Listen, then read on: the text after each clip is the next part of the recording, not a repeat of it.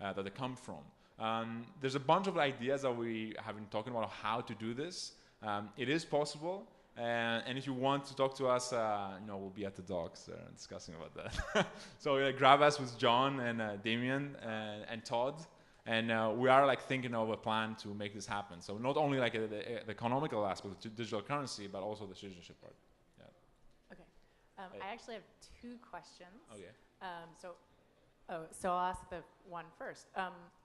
So given that you guys are doing co-living and you have a lot of different personalities coming in and out, how do you structure the environment to maximize people getting along, and how do you handle that? Because you're going to have a lot of diverse personalities with brilliant people. Sometimes they think they're the center of the universe. So how do you guys get them to recognize that they are in fact living with other people and to see other instead of just self? Yes. Well, the easiest answer, I guess, would be the easiest answer would be people call each other out when something happens. And one of the things that I mentioned as a benefit for live-work communities is that if you have people from around the world with different personalities calling you out on one thing, you better watch out, because they're obviously there's something up with you. So there's a very open sort of way of communicating between people. There are no necessary meetings that we hold every week, but because we live together, and we cook together many times, people are very open to just criticize one another and bring things to their attention. And in fact, one of the things that we noticed with the Teal Fellows, and Danielle can testify to this, is that the kind of Teal Fellows that have lived with us have shown quite a big improvement with respect to how they behave, because they're experienced people at the Glint that interact with people who are just starting out. And the things that we point out is that, look, if you want to grow a team and work in teams, which you will have to if you want to achieve anything great, you have to start respecting people and treating them basically with the right amount of kindness and compassion and openness. Otherwise, you won't be able to achieve anything. And because of the kind of people that we have at the Glint, they do understand if it's being pointed out by multiple people. So there is there's an amazing culture of openness that just happens spontaneously, and people have confessed that they've improved.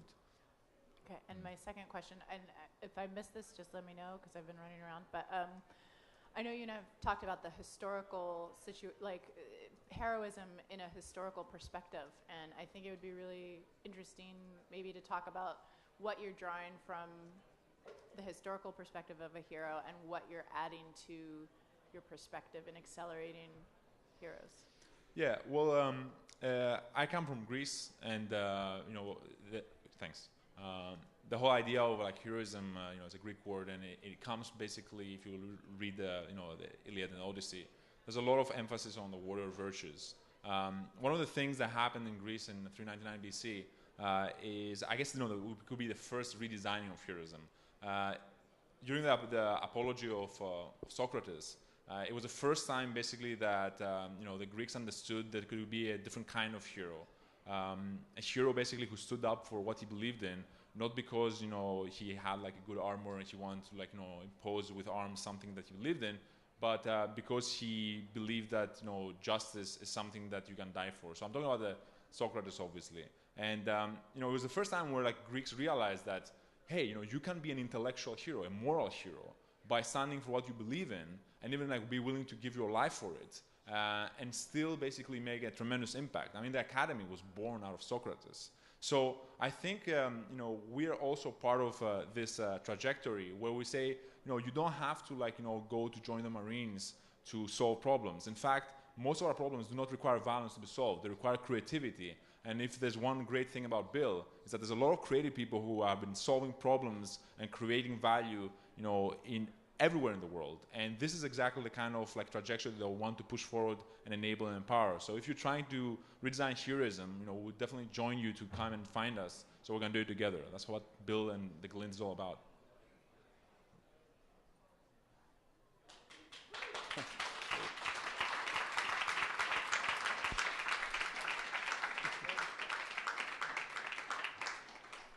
Hey.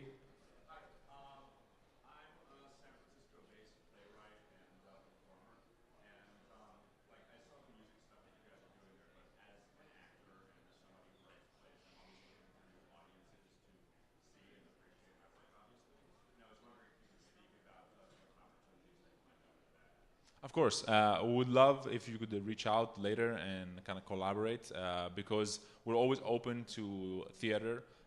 There is one person in particular where. Do you want to? Yeah, I can talk. About that, actually, it would be really cool if you reach out to us because, as I mentioned earlier, we're doing the exhibition, and we want to actually collaborate with artists who could probably write a script and do a dance show along with art and music as well. So the idea with a lot of our artistic projects is to merge different medias or different disciplines. So, for example, writing, music, and tech as well together. So we have an event coming up on April 25th. So if you can reach out to us and maybe we can collaborate on something on that date. Any other artists in the building? Oh, cool. 2 minutes. Yeah. Then we should talk.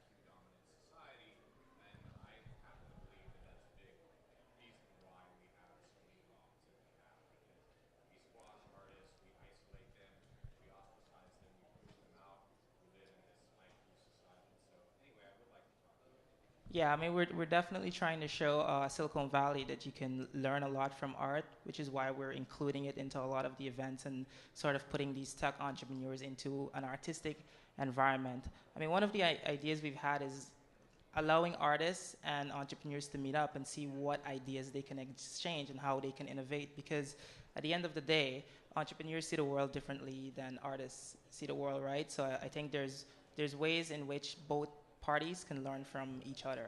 So we have a lot of events like that, and you should definitely reach out to us.